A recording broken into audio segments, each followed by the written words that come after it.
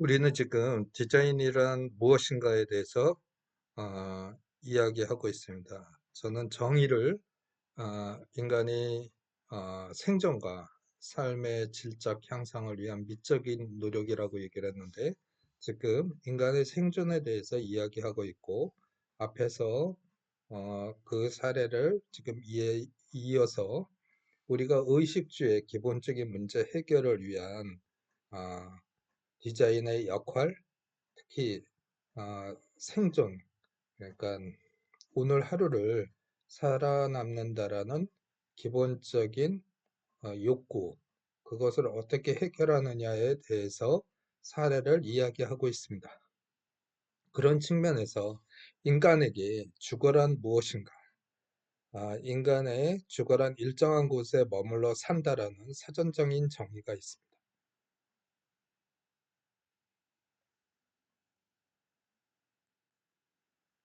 어, 최초의 집 같은 집이 아직도 아프리카나 제3세계에 가면 존재하고요.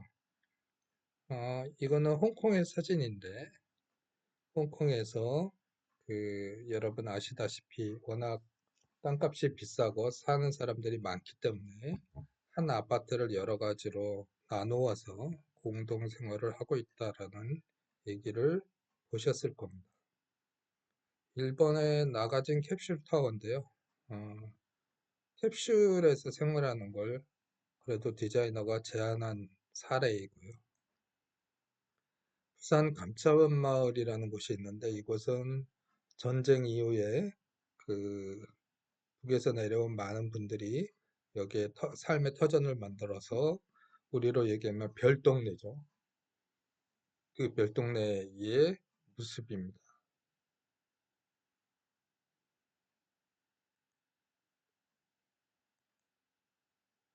최근에 이 갑천마을은 많은 사람들이 그 관광을로 방문을 하고 있는데, 여러 가지 지역 재생 사업을 통해서 음, 카페라든가 주민자치단체라든가 길거리의 색깔 이런 것들을 통해서 특색 있게 변신해 나가는 과정이었습니다.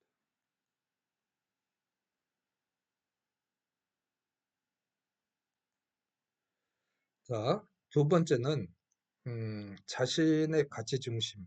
우리가 앞에서 얘기했듯이 우리가 용돈을 20만 원 주었을 때 처음 20만 원은 우리가 의식주의 어, 모든 사람들이 거의 비슷한 소비 패턴을 나타냅니다. 그래서 식권이라든가 어, 차비라든가 그리고 통신비라든가 이러한 공통적인 항목을 모두 지출하고 있습니다.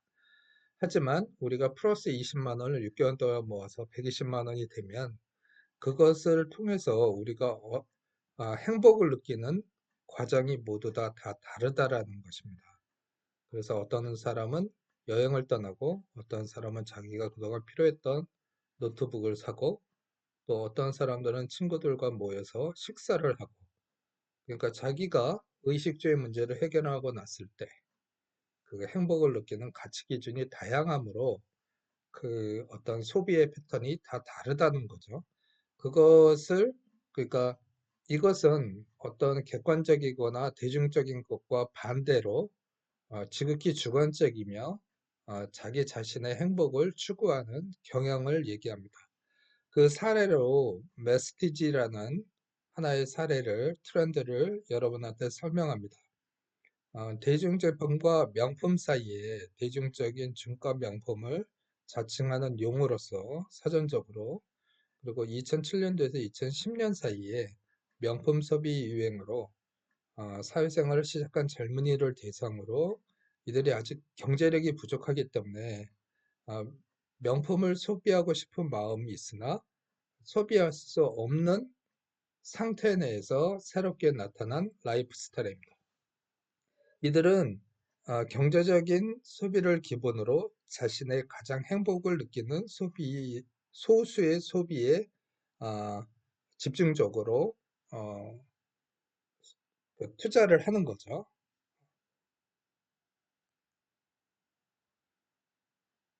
그래서 이제 뭐 10개의 소비를 한다 그러면 한두 군데에 자기가 가장 만족스러움을 느낄 수 있는 곳에 준 명품 소비를 하는 것입니다.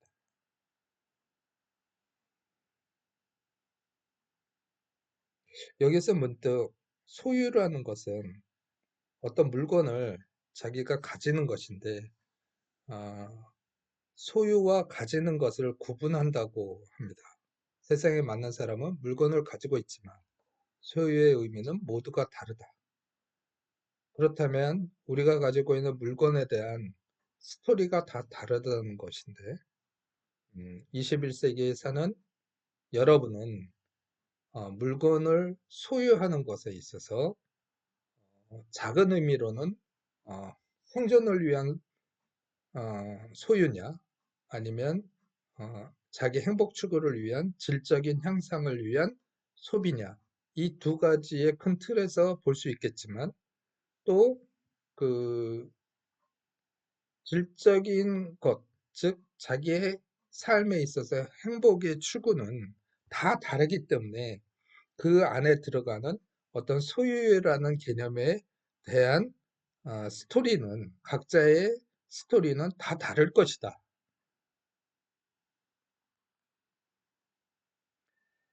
뭐 아주 쉽게 사례를 든다면 우리가 평범한 식사를 5, 6천 원짜리 학식을 하고 나서 스타벅스나 별다방에 가서 커피를 마시죠.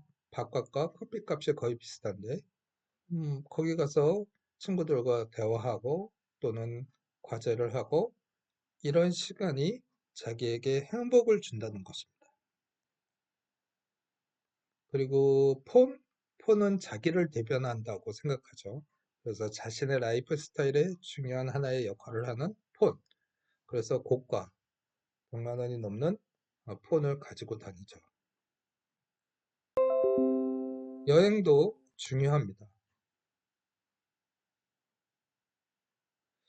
제가 사회생활을 처음 할 때 유럽에 출장을 갔을 때 어, 휴가 시즌에 파리 시내가 모두 텅텅 비는 것이 대단히 이상했습니다. 아, 모두 다 다른 나라로 또는 뭐 남쪽으로 다 여행을 가서 그동안 저축했던 많은 어떤 재화를 소비하는 데 있어서 그때 당시에 저로서는 이해하기가 어려웠죠, 상식적으로. 하지만 지금은 충분히 이해가 갑니다. 음, 뭐 평범한 식사 이후에 자기가 좋아하는 장소와 공간에 들려서 커피나 음악을 들으면서 자기의 행복 지수를 높일 수 있다면 그것은 특별한 스토리가 될 수 있을 겁니다. 그래서 여러분 이제 1차 보고서를 제출을 해야 되는데 그 따로 설명